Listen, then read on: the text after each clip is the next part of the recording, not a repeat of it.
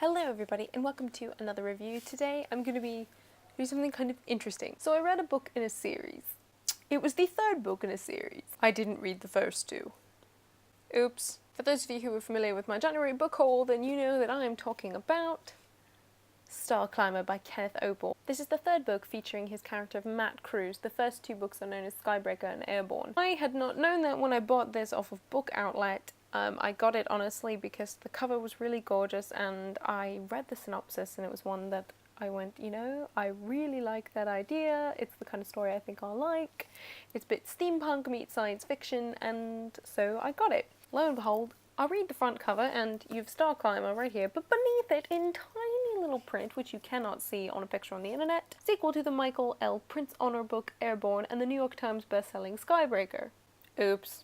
Whatever the case, what was really interesting was that I read the book anyway, and I didn't feel like I'd missed anything. There's a couple things that are referenced in the first third of the book about things that Matt Cruse's character has done, but I really didn't feel like I'd missed anything. I figured out pretty quickly the relationship between Matt and his love interest, Vries, and I sort of got a hold of what this world was without having read the first two books. I would normally say maybe that's not a good thing, but actually it's kind of nice. It's like in the way that you have the Robert Langdon novels, that you don't necessarily have to have read Angels and Demons or Da Vinci Code before diving into The Lost Symbol or reading Inferno.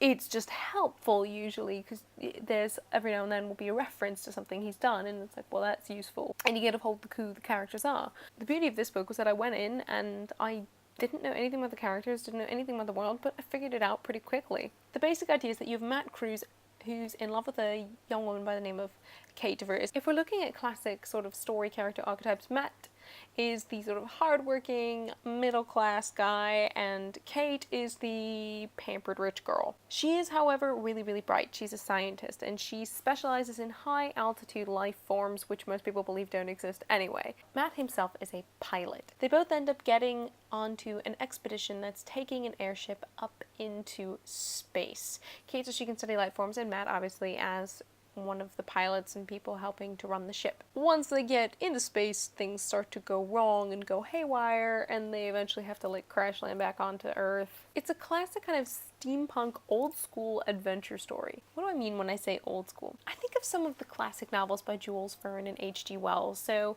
things such as 20,000 Leagues Under the Sea, Journey to the Center of the Earth, The Time Machine, books along that line.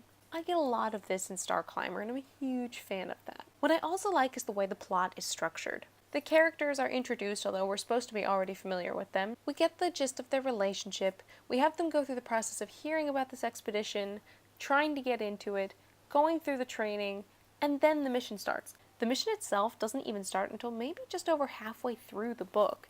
So you have about half a book of incredible amounts of character development. I really, really like that.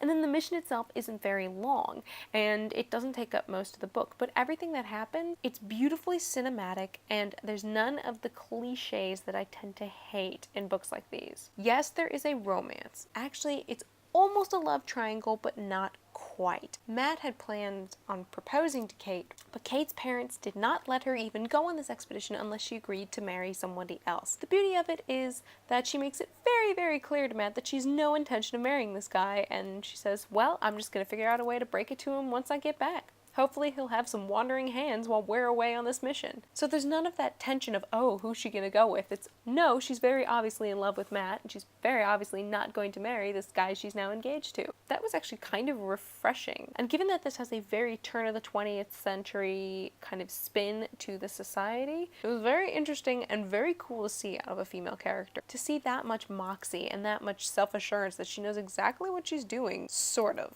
She makes mistakes and she can be a bit pompous, but Kate is actually a kind of nice character to follow. Matt himself is the same way. He just comes across as a decent human being who has a bit of a temper and doesn't like being shown up by other people, but then at the same time can also be a little selfish and want to show off. I guess at the end of the day, I like both of these characters because they feel like real people. You get all this development across the book, and I think that's really, really great. As I said, you don't get any of the cliches, so the love triangles, not even really a plot point, so you can pretty much ignore it. The actual expedition itself follows in a way that it kept me engaged, didn't drag. We are scientists going sort of into an unknown, and we encounter something we hadn't anticipated, and so now we have to deal with it. It's like, oh, So it's kind of realistic within a steampunk world.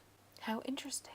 I ended up really enjoying Starclimber. It was a nice kind of quick read for me, and I'm kind of tempted to try and go get Airborne and Skybreaker, though having read Starclimber, I don't know how much I'll end up enjoying Airborne and Skybreaker because I already know where the characters end up, so any tension that could be in those two books is basically already spoiled. If you're into steampunk, kind of old-fashioned adventure stories, I definitely recommend Starclimber. At least you can get Airborne and Skybreaker first if you want to, but if, hey, you're not in the mood for series and you just want one, you can read Starclimber like it's a standalone novel, and honestly, it totally works out. But that's all from me tonight, you guys, so until next time, cheers.